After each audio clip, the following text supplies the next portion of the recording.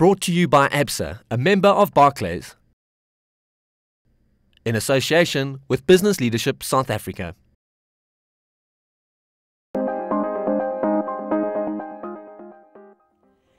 Hello and a warm welcome to this month's edition of NDP, A Plan in Motion. I'm Bronwyn Nielsen. Now, an initiative of the World Economic Forum, the new social covenant aims to create partnerships between business, government, labour and civil society. It's based on three core values, namely respect for human dignity, stewardship of the planet and a commitment to the common good. These values are closely aligned to the objectives of the National Development Plan, which outlines the need for a social compact to reduce poverty and inequality, raise employment and investment throughout South Africa. On today's show, we'll be focusing on the alignment between these two concepts, and joining me in studio to share their insights are Stephen Funko, Chief Executive for Corporate and Investment Banking, Barclays Africa, Yaqub Abba, Director Operations for Mistra, Kanyesile Kweyama, the CEO of Business Unity South Africa, and Michael O'Brien Onyeka, who's the Executive Director at Greenpeace Africa. We're also joined by a studio audience today. Thank you all for joining me. Now, we bandy about this term, social covenant, social contract, social covenant, social compact. What are we actually talking about? And ABBA, obviously Mistra has been commissioned to put forward a report where we are taking towards a social compact for South Africa. I think you're best placed to start this discussion in terms of what exactly, for the layperson out there, are we talking about? Thank you. Thank you very much for the series that you're running on the National Development Plan. We were commissioned by the National Planning Commission to look at how we take forward the notion of the social compact. We did a fair amount of investigation. We went back to, I think, the 9th century, and we looked at thinking around social contracts from then right up to current day and more recent history. And I'm not going to bore you with all those details, but I think what has emerged is that on one hand, South Africa has had some amazing experiences of trying to bring different groupings together. I think we all know what CODESA stands for. It's like a byword for negotiations today. We've also had NEDLAC, and we've had the Millennium Council, etc., etc. Now, these are really good examples of social dialogue that has resulted in some kind of social compact. I'm mentioning those two terms in one breath because you cannot have a social compact without some kind of dialogue that arrives at a conclusion which then parties commit themselves to. So what the National Planning Commission was interested in is that we have the National Development Plan. We do need to take this forward, and there's a realization that we need all of society to be committing to it and taking it forward. So we looked at a few other international experiences, and we found some really instructive examples. And the report we presented is now on the National Planning Commission website. So if anyone wants to read the full version, they can do that. But often a number of sectors feel that, well, their interests are not represented in a social compact. So you may find that trade unions argue against it, saying it's usually the workers that then have to make the most compromises for the social compact. But I'm going to interject at this point. I'm just going to go back to the term social compact. Sure. Just very briefly define exactly what that means for me. What you're unpacking now is going to provide the depth and breadth for our broader conversation. Sure. What are we talking about? In the South African context, it's an agreement that different parties have come to and commit to implement, in a nutshell. In a nutshell, for the greater good, would that be an overriding principle that we all work together for the greater good in South Africa? Stephen? Yes, I think the fundamental reason and for me is that everyone should have an equal opportunity. And our society globally, but our society even more so because of apartheid, has taken that equality away, and we need to somehow bring that back together again. Kanyesile? I think for me, the biggest issue here is that, yes, social compact, yes, the dialogues, but it is how we break that and move beyond. Because I think as South Africa, we can once again have the danger of getting embroiled in the dialogue that talks about talks, and then that talks about talks and talks, eventually the talks, and then the talks on how to go forward and implement. It is, so you're saying move forward now to let's get our now. execution is really where it lies, because it will be trial and error, and you need to execute, and along the way you see that these are the flaws, and you fix and tweak and whatever, but the important thing is that the eye now has to be on the execution. Michael, in the initial stages of this discussion, are you on the same page as our panelists? Yeah, I am, but I also think that social compact implies an inclusive process, inclusive engagement between what I would call the Trinity, no offense to those who believe in the Judeo-Christian faith, but the state, the private sector, and the organized civil society. But that's not what we are seeing, and that needs to change in the movement to transform the relationship, especially the relationship between humans and the planet. So what you see on the ground is that entities like, the energy monopoly, ESCOM, is deciding to build 8 new nuclear reactors with the state, but the citizenry hasn't been brought on board of that, because they will be the ones to pay the bills. Either them or their children's children will pay the bills. So social compact, if we want to pursue that, needs to be inclusive in terms of policy setting, policy making, and implementation. To Kanyesile's point, ABBA, the report has been commissioned, been completed. How far are we away from execution of a social compact? Yeah, I think the point you're making was obviously something that the National Planning Commission was painfully aware of as well. And when we presented at the NPC, Deputy President Ramaphosa was chairing that session. And he was saying, look, you guys are trying to be too idealistic about the negotiation. And he said that the final breakthroughs for CODESA actually happened at the last few months of a multi-year process. And so, we shouldn't think that we can't start with a document that sets out all the things we can agree on and then think that's what we're going to be setting about doing. So I think the negotiations are going to happen for a while. What the National Planning Commission is encouraging in the meanwhile is that what we presented as the notion of mini compacts, because there's the grand sort of bargain that we would like everybody to have, and what's referred to as the golden triangle in the report as well, that we need to have. And that grand bargain can only really happen at the end of the process of a lot of negotiation. As you can see, the trade union movement is split. Openly, there's even ideological differences within the ANC Communist Party. Business itself complains that there isn't a strong enough leadership that's bringing business together. So we need sort of compacting amongst those role players themselves before you can actually have a grand kind of thing. So the key thing in the meanwhile is to start identifying areas that we can bring these role players together, whether it's the environment, whether it's safety and security. I was speaking at the AIDS conference a couple of weeks back in Durban, and I was saying that the whole issue of HIV/AIDS has slipped down the ladder, and what we actually need is a compact around the role players. So Abba, you are saying to us, hold your horses, this is still going to take time, it's going to take a lot of social dialogue. I'm going to throw it to you, Stephen, and I'm going to say, how much time do we have on our hands, given South Africa's current situation, where we have rising unemployment, we have severe inequality, and again, pressure on the income levels of the broader South Africans because of the tough economic environment that we're in. Further to that, Abba mentions safety and security, and we have serious safety and security concerns. How much time do we have? So the way I look at it is that every day is a wasted day. So you're not going to get everything done at the same time, but there are certainly parts of a country that can actually get moving. And it's one of the things that we're driving. As you know, you're at the New Social Covenant conference we had last year. And it's really what we're trying to drive is what is corporate doing? What is corporate South Africa doing to start driving the NDP? Can you see the NDP in your strategy? And so that can start today. That doesn't mean we have to have the perfect compact, because there's some just obvious things to do, whether it's education, healthcare, we can get on with that.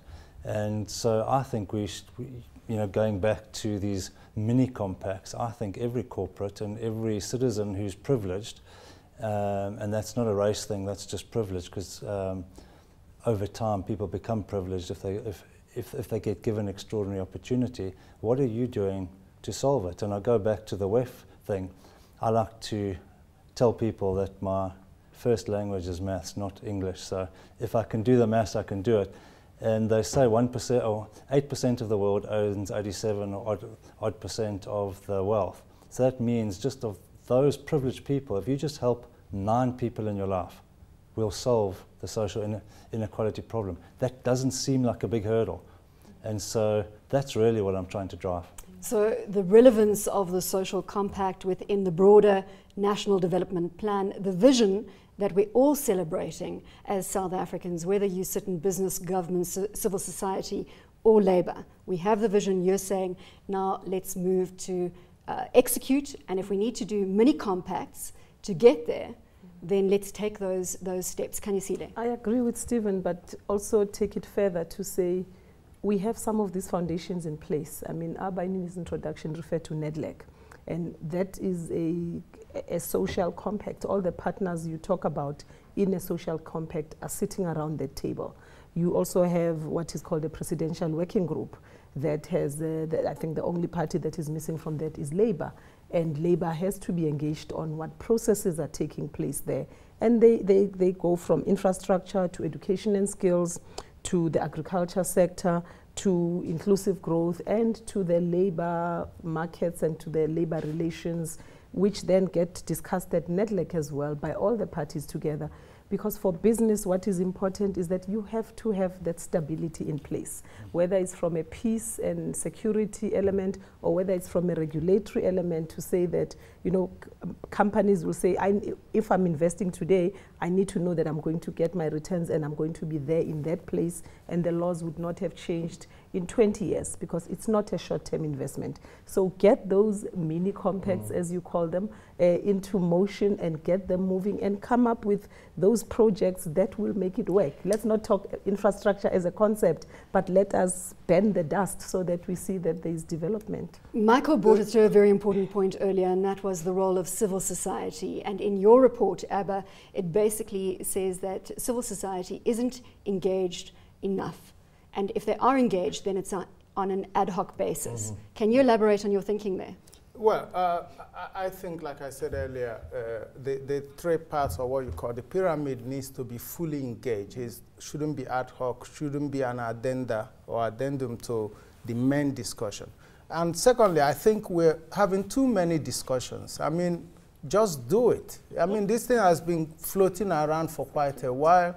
The world is moving on. It's an ever-changing world.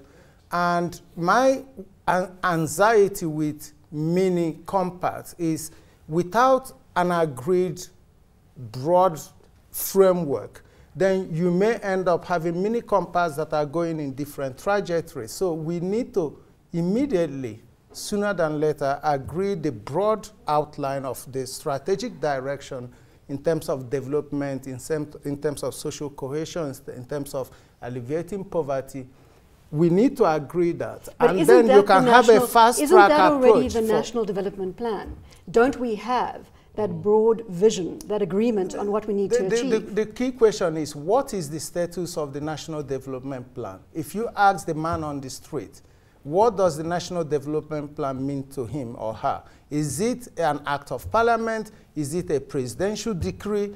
What is the real status of the National Development Plan? And how are we trying to make it the core departure point for every initiative that then takes place? That's what I mean by that broad agreement first, so that every other thing can then fit into that strategic long-term goal. We haven't done, to that point, we haven't done a good enough job in empowering the man in the street.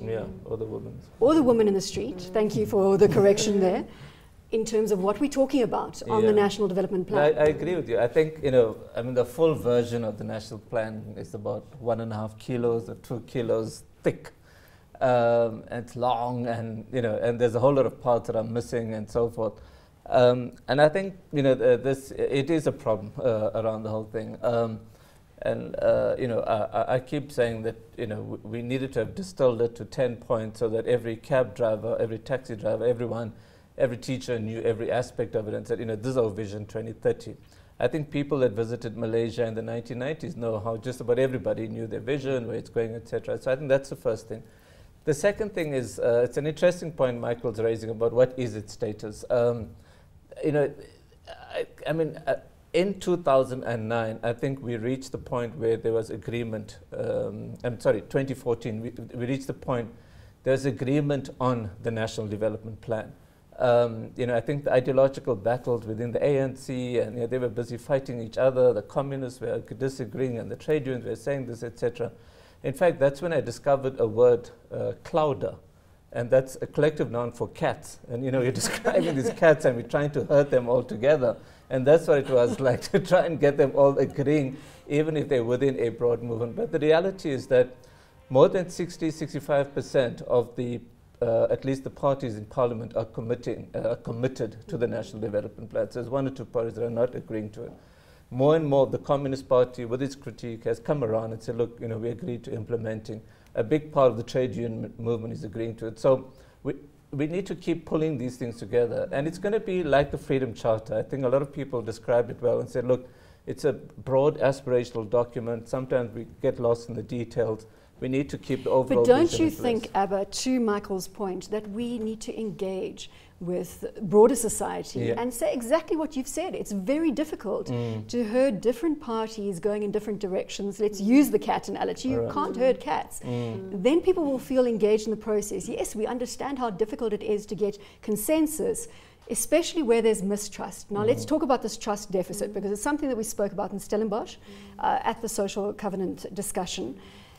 How are you going to get people? Because the premise of a social compact or a social covenant contract is that you need people to sacrifice in the short term for broader long-term gain.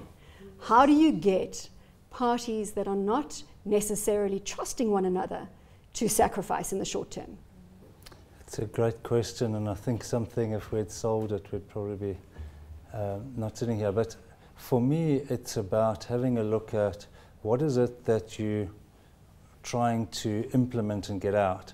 And in these compacts, how do you create a joint forum to evaluate the outcome, to manage the process? Because what we tend to do, and I've had this discussion with a few people when we talk about the success of our BE codes, but the reality, that was done between government and the private sector, and actually there was very little input from civil society. And so why did you get Americana in that? Because they're not feeling the benefits of it.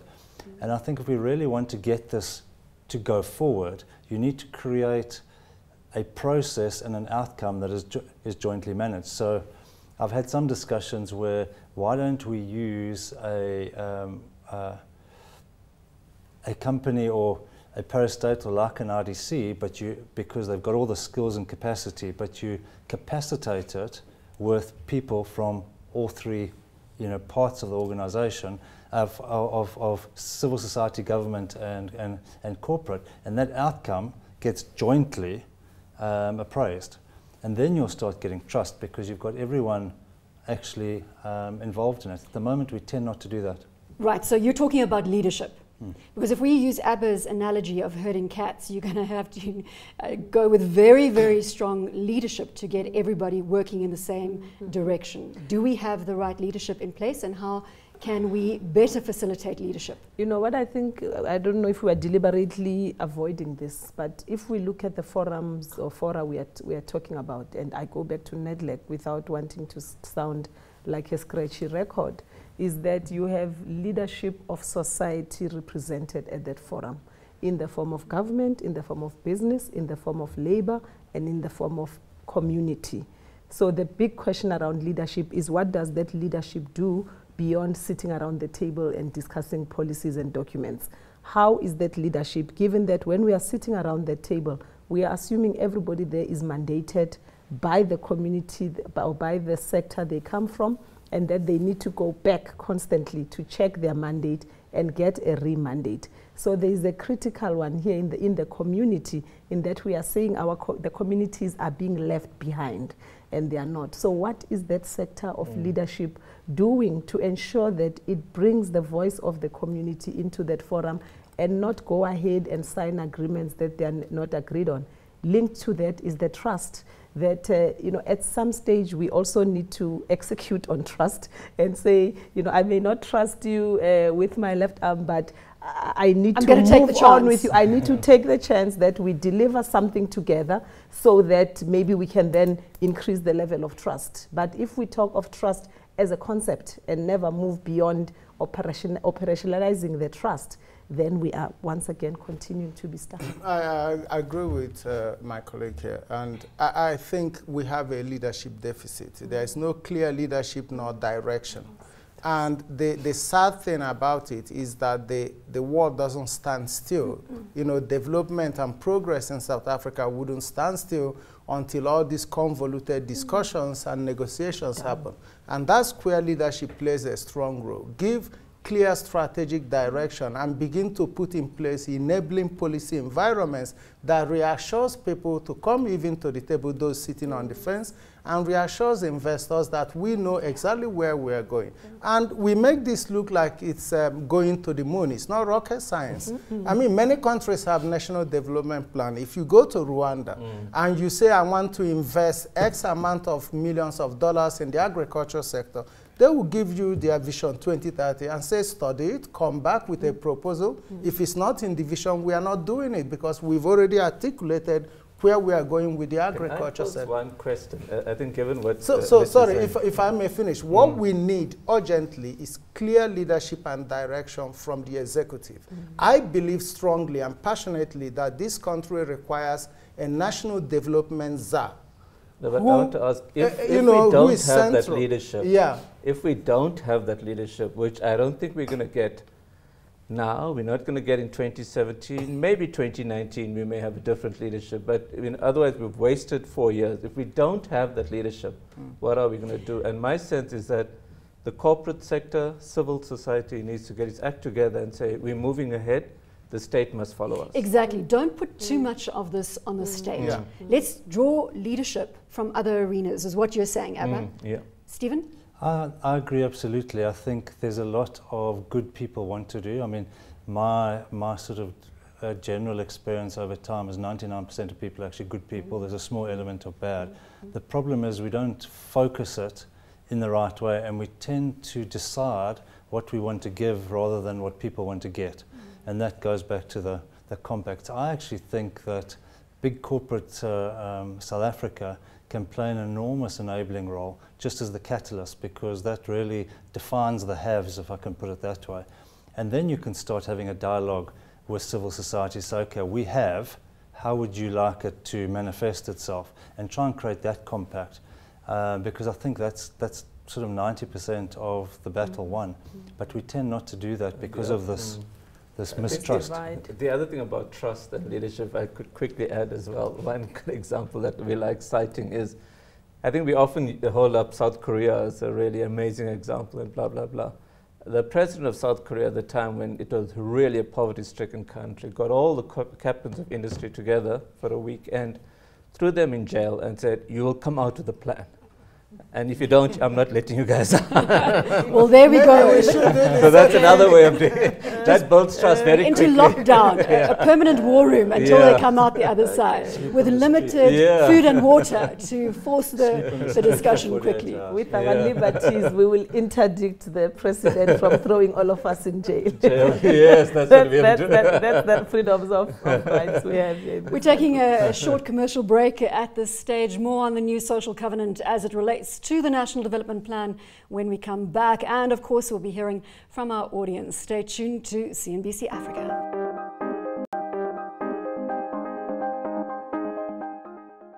Welcome back to NDP, a plan in motion, where we continue with our discussion on the alignment between the National Development Plan and the concept of a new social covenant. Right, we're moving now to our audience.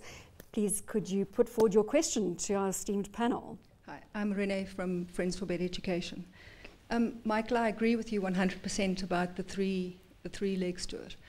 Government's there to provide a framework, business to the know-how, and civil society actually provides the information on the ground, which is vitally important. And I think that is one of the legs that is missing.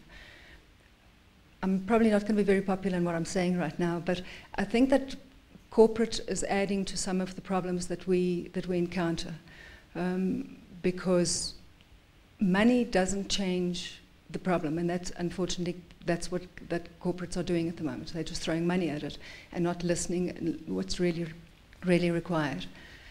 Change will only come through sustained engagement. It needs money, but it needs sustained engagement, and that's really what ultimately is important. Mr. Van Coller, I'm going to throw it back right to respond. Kanyasila, you will follow Stephen. Yeah, I actually agree with that, funny enough, even being a corporate, and it's one of the reasons why we've been driving this whole NDP process, because I just think we're very lucky to have it, and we should actually focus on it. But I do feel that up until now, corporate has really been focused on this CSR, which is really throwing money at the problem so you can sleep better at night. But it's not sustainable, because I've got a pet project, I give some money, I then move on to another corporate bang, someone else gets another pet project and moves on. And so you just get no sort of enduring benefit. No sustainability. Correct. You've got to DNA it into society, and so I agree 100% with that. And the more that we can work together with civil society to actually find out what makes it sustainable, not from our eyes, but from their eyes, and then how can I work around that? So we've actually, and so we'll talk about it later, but we've now globally for Barclays adopted employability as our bit that we're going to do, so our brand going forward. And it isn't about creating jobs, it's about making people more employable, upskilling them, because I firmly believe that you have to give everyone the same opportunity. Not everyone wants to be Bill Gates or a billionaire, but everyone, I can tell you, wants a reasonable place to live, not to be hungry, have an education, etc. And so that's what you have to be able to give people the opportunity to decide where they want to come out in life. And that's the free world, but we're not doing that. Weigh in with Business Unity South Africa Voice. I'm going to disagree slightly. I think I agree with your overall statement, but the truth of it, and Stephen touches on it, when he says business was focused on CSI for many, many years. But even the terminology changed from CSI to SED, to socio-economic development, because there was a recognition that you can't just build a school and don't service the school, don't make sure that the students coming in there are fully fed. And I mean, I've been in corporates where our approach to CSI or SED has been, look at it from the beginning. The kids, don't look at the kids and the roofs and the four walls and that. Look at which families are they coming from? You know, are they child-headed households? Do they have proper nutrition? What if the parent has HIV/AIDS? What if both parents have died from HIV/AIDS? So we looked at it on a complete cycle, from the nutrition to saying you can't start giving them walls when they are in high school. What happened at primary? And ensuring that you, and there are enough examples of corporates that I can put on the table that are doing that. But where I also criticize civil society and what we call the NGO sector is that everybody comes to the same funder, and each one of them has a proposal that they believe is the right one that is going to work. So how about we also do it together, where you are all working in a same community, is make sure that all your proposals are talking to each other and all of them are for the common good rather than competing for the funding. So I'm saying, yes, there is an element of that, but I think there are enough corporates that have gotten out of that mold to look at sustainability, and that is the model we should be focusing on going forward. But it's not all throw the baby out with the bathwater. Renee, before we come back to Abba and Michael for commentary on this topic, I want you to come in again. I actually agree with you. One of the big issues is that civil society needs to change the way in which it operates. It needs to stop standing with its hands out, and it needs to become sustainable businesses. And I think in South Africa, too little of the money, of the donor money, reaches the end recipient because of the way that it's operated. And I think that that's where things need to change. Really, really important. Michael? I completely agree with you. In fact, I was part of, about the changes required in the NGO sector. I was part of a small group of NGO leaders from across Africa that did what we call the Rustler's Valley Declaration towards end of last year, where we threw a challenge to our colleagues around the continent that we fundamentally need to change how we operate. We need to get out of our comfortable offices in the capital and go down on the ground and call it the missionary approach. You know, be there on the ground, really embed yourself and understand what the locals need instead of pretending to be representing locals when you don't even engage with them. Having said that, yes, there are lots of challenges in the NGO sector. Maybe I can say it because Greenpeace neither seeks nor accepts funding from governments or corporate entities. We only rely on donation from individuals, and if we don't engage them, Greenpeace will die a natural death. So perhaps some NGOs might emulate some of that, because I think we've gotten too elitist as a sector. We are more concerned about ticking the boxes, filling out log frames, and so on. When the liberation struggle leaders like Chris Hani or others said, we just need to change the system. They didn't give any project plan, but people believed in them, and that was engaging with people. And Michael, I'm going to push you a little bit further because I think it's very important using the Greenpeace model. What are those engagement mechanisms, best practice with civil society, with people on the ground? So because obviously you're doing it effectively. Yeah, well, I hope so. But instead of pushing your own NGO, so to say, brand agenda, but rather going down to the locals and say, for example, in the Greenpeace context, we go to communities around coal mining areas or coal power plants and say, what are the real issues regarding coal? You know, we have our positions, some of them are technical, scientific, but what are the real issues? And they say, you know, these things are here, but we don't have electricity. The mining pollutes our children are sick, and so on. So we go back and redo our narrative to reflect the true things from the ground. And then naturally, the people on the ground see it as their own campaign, and they will do anything. It's amazing how much they will bend backwards to sustain that action or campaign, with or without a major funder. Abba? Very briefly. I had a discussion with another bank CEO, Mr. Brown, and we had an interesting discussion about the whole issue of entrepreneurship.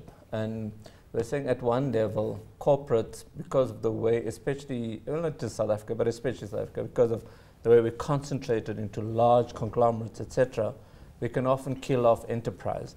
And that NGOs, which do the fuzzy stuff as well, also become enterprises of a sort. And I think what we need to do is create the environment where we can encourage more people to become entrepreneurs, both from the corporate side and NGO side. And I want to use just the example of Obama's presence in Kenya is a testimony to a model that's working. You know, we all complain, God, the Kenyans are so deregulated and unregulated and so forth. Talk about any banker trying to go there and they can't survive with all the deregulation, etc. But it's working at a level because they've actually stripped away a lot of the compliance issues. We as an NGO have to do so much of stuff just to comply with government requirements. So my sense is that if we can find a way that corporates and NGOs can encourage entrepreneurship so that people can actually get a living on their own, you know, small ways. Daniel? Daniel Milan from the University of Stellenbosch Business School. One brief comment and then a question.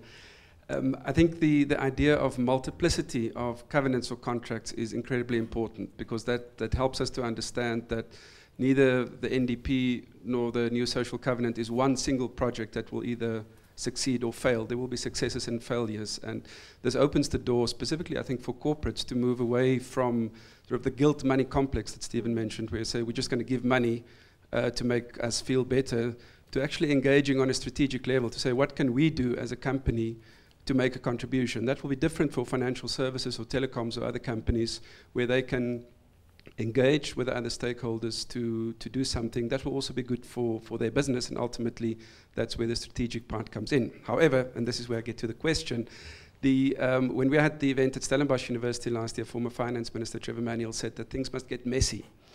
There must be sacrifices that must be made in order for us to move forward.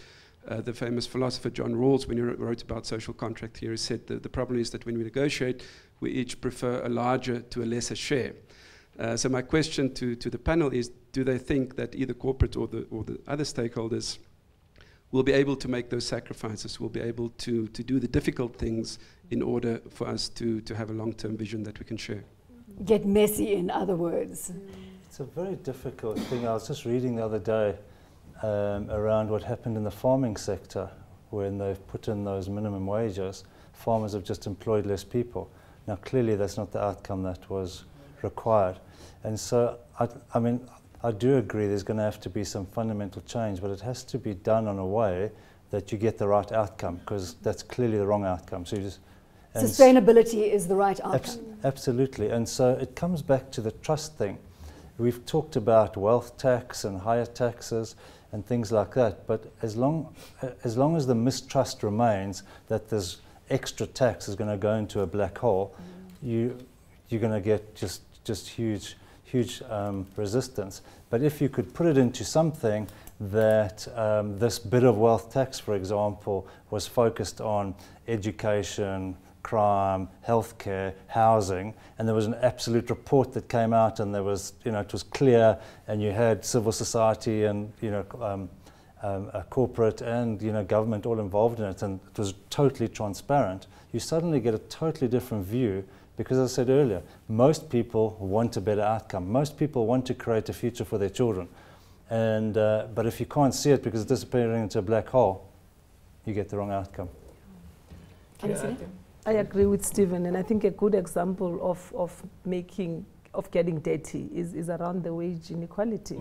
That is a perfect example of stakeholders sitting around the table, and they're saying, well, you cut your salaries, and they say, you stop the strikes, you do that. And that is what getting dirty is all about. And I was also preempting when you said, let's talk about what my mini compact would be.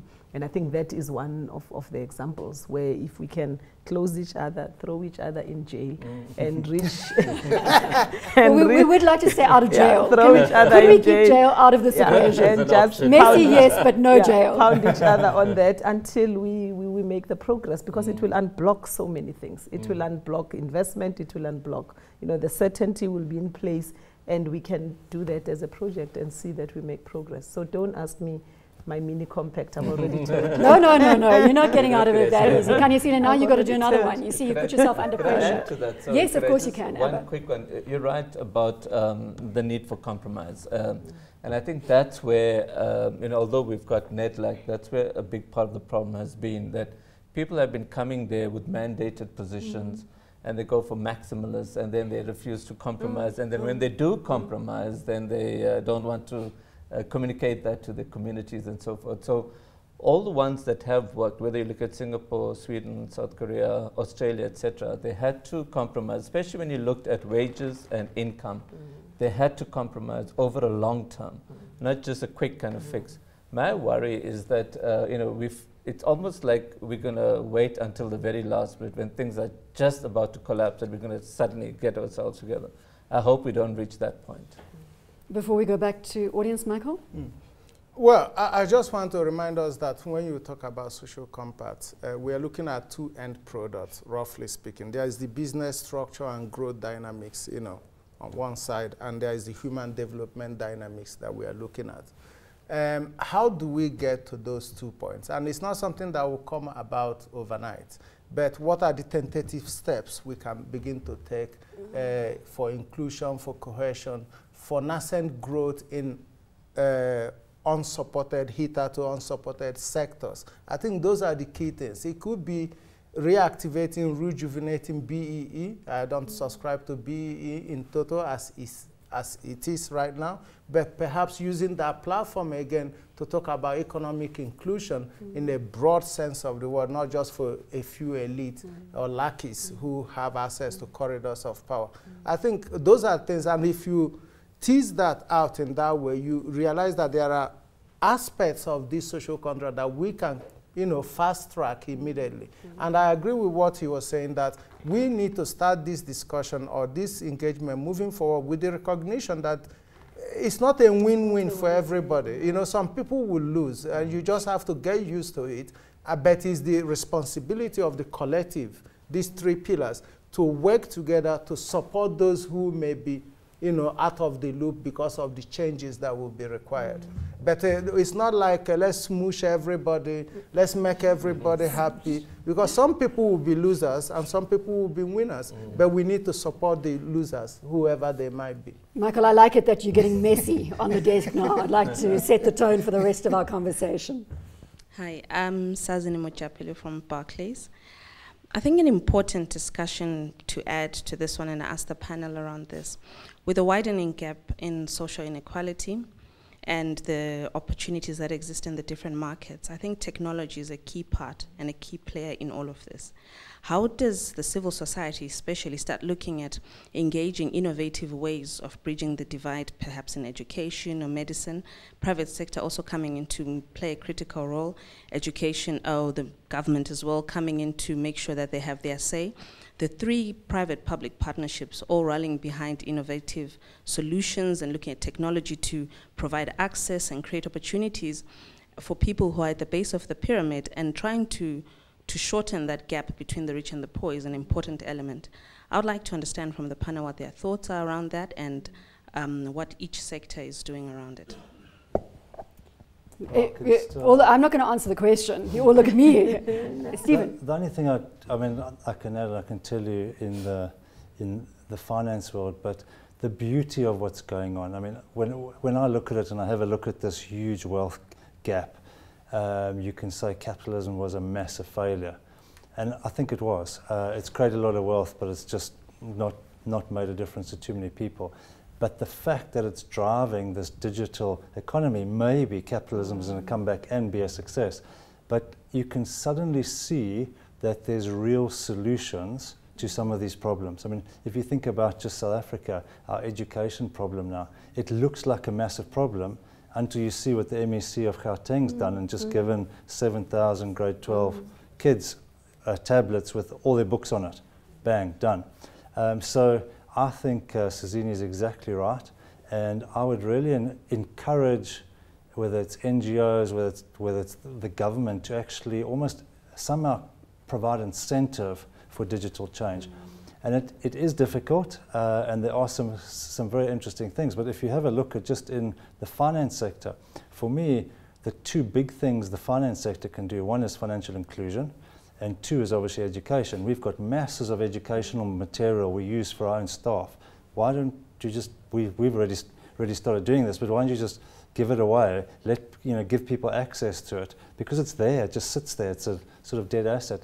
And on financial inclusion, the beauty about digitalization is that now moving money around is just an electronic pulse, maybe a little bit more expensive in South Africa these days, but it's still an electronic pulse. You don't have to collect money printed. At the World Economic Forum and all those debates, everyone speaks about the digital economy as enabling sectors to leapfrog. And that's the example that you're using in education and financial inclusion. You know, the education and the banking sector are very good examples of that. And it's a pity you don't have a government panelist or somebody from the NDP office, because there is the Operation Pakista, which really is a 6-week process that is meant to do this. But I think not enough is once again being communicated, and maybe it's not also not inclusive enough that it's ensuring that.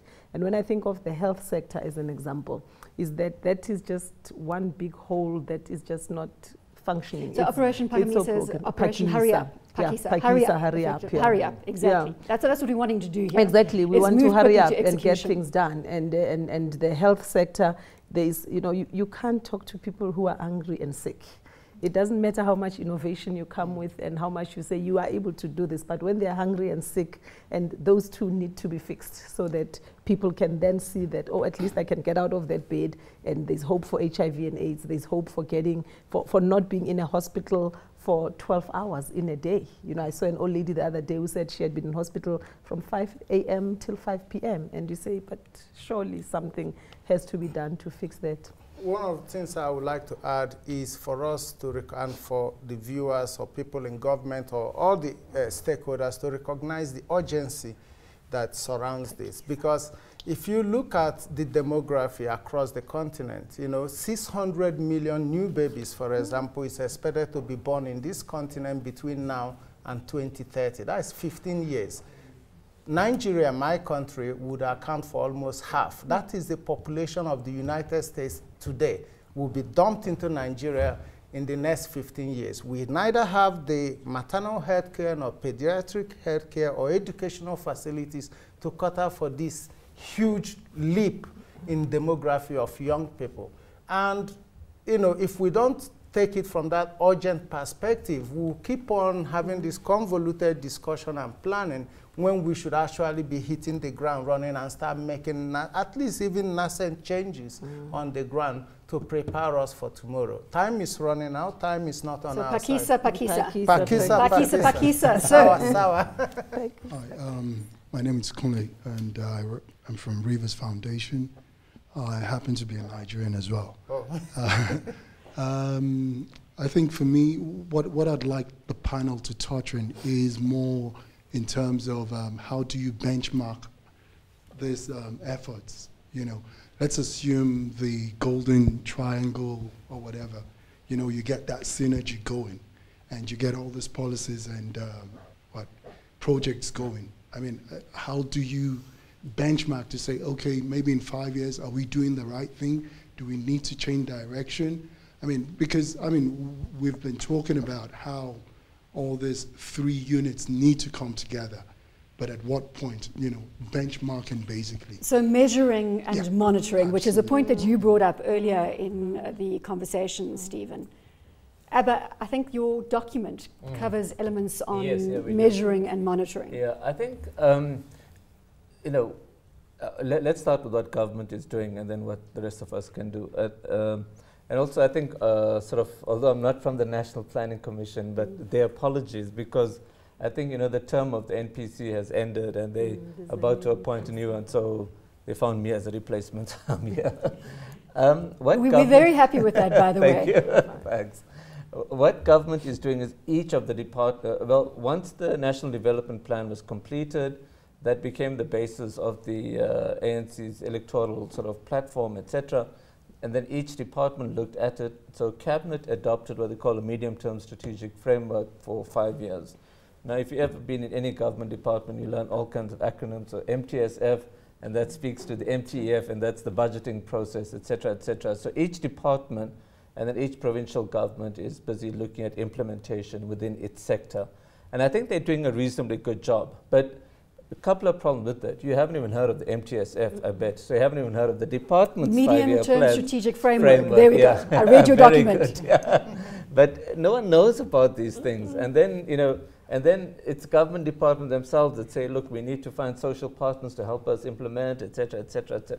There's really good stuff there. So I think what we do need, both corporate side and civil society, is to look at, in a sense, given the weaknesses, and I agree with you with the assessment we made earlier on, that there is a weak state that we're having at the moment. The leadership at the center is distracted by all kinds of other issues. So we need to find a way of getting on with the delivery. There's some really great people, even within government. They don't all spend their time drinking tea and looking at tenders, etc.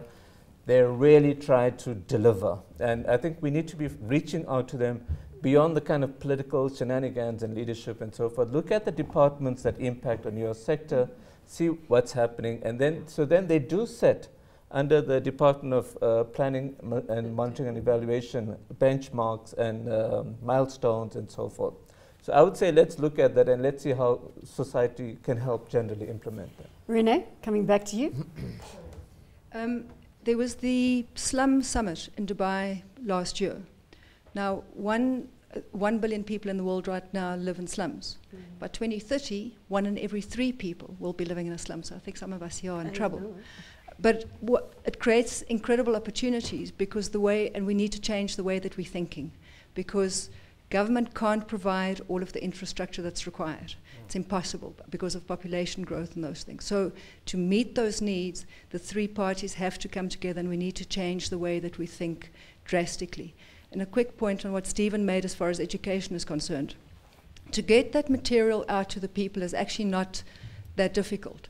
And one of the questions I'd like to know, or like to have answered, is that Microsoft's White Spaces initiative, which would enable schools and all the universities to get access to that information basically free to use technology, has been turned down by this government. So we have run out of time. Can you believe this? We've gotten carried away.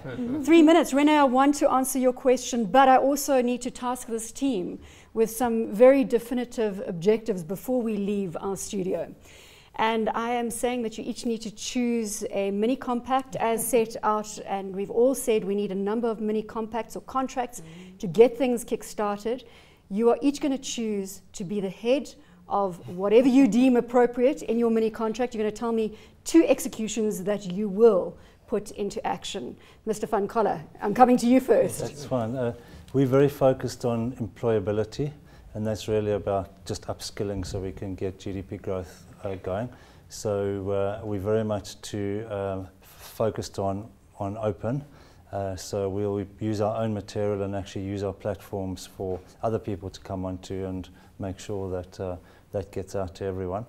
And we also committed in that respect to partner with whoever it is. We've already just partnered with the Gauteng MEC, and we've put our educational material onto these tablets that have gone out free to 7,000 students, and hopefully it's going to be across the whole country. So we're absolutely committed to that. So you are head of employability when it comes to, I like it, thank you very much, and the digital economy is right behind you there. You thought you were going to be last, but I'm going to shake things up. Never think this is a predictable news desk. Michael? Civil society. I think civil society should play a more active role, and that would include trade unions and so on. So for example, trade unions should stop being purely extractive representatives for a narrow constituency, but actually play active role in the national development, recognizing that some things may have to give, that you may need to suspend, of course, once we get it to a proper livable wage, but that you may need to suspend asking for wage increases for a short period so that the other sectors can align and realign quickly. I mean, we need to tell ourselves cold, hard facts and not be too populist. I think that's the area I would love to. You are head of civil society when it comes to the mini contract here. Abba? I've got 3. I like this. We're moving. Pakista. I'll just quickly rattle them off. I think, you know, I used to be very active in the HIV/AIDS sector, and I think we've kind of lost the whole focus that we had, and it's having a direct impact on our health system, which in itself is having a direct impact on our overall GDP. So HIV/AIDS we need to focus on. The other thing is at 17% of an average person's income, transport is a huge issue, and we're just not getting it right. You know, we're still depending on private sector sort of solutions, etc. If we can just get that 17% in people's pockets, that can just help the economy in so many ways. And that comes to my third part, and that is the encouragement of enterprise. So the first one is HIV, the second? Getting public transport right. Public or transport. Generally, it'll be a PPP, a public-private partnership on transport. And the third one is getting this culture of enterprise, which is what I think we need. You know, we can set up all kinds of ministries and blah, blah, blah, and they just don't seem to work. Everything seems to be coming from government. So somehow we need to get that culture right. The rest of the continent is doing it so well.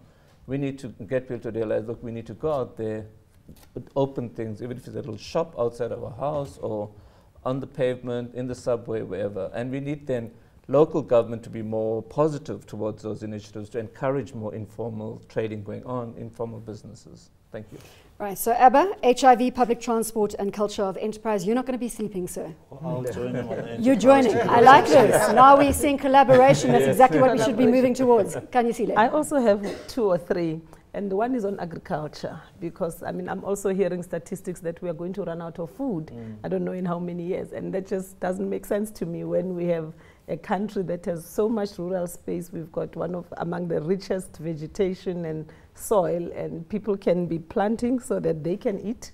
at least you can eat from the soil. I think there isn't enough a culture of that in this country, of people rely on shops and they can actually eat healthier if they plant fruit and vegetables and eat their corn. And then they can sell the surplus and they can provide food security not only for South Africa but for the continent as well. Obviously, the government will have to come in, business will have to come in to just make sure that Before you move on, in the nature of collaboration, I'm a farmer's daughter, so I'm putting myself up as your VP. Your VP on agriculture. But you know, part of the challenge is that we need to find a way to make agriculture sexy again, because the average person on the street thinks agriculture is for our go-go's, as they say in South Africa.